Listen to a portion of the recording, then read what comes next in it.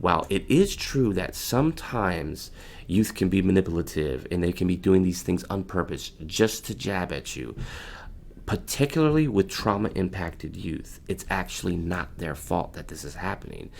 What happens is that the behavioral adaptation, the best way to describe it is they just learn how to cope over time, and that becomes conditioned, so they're doing it without awareness. And when they do it without awareness, it just happens over and over and over again. And that's what we see. That's the disruptiveness, the resistance, the dissociation. That's the stuff we see.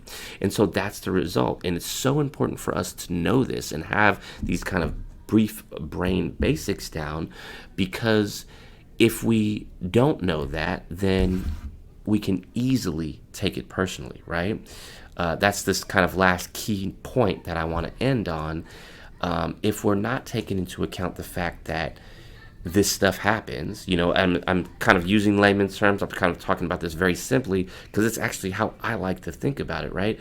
At the simplest level, if you don't take into account the fact that somebody's brain and autonomic nervous system and sympathetic response, or in more extreme versions, their fight, flight, and freeze, can be getting activated in your classroom, in your therapy group, and however you're working with youth, if you don't take that into account, it's very easy for your ego to get activated, to take it personal, to make it about you when it's not really about you.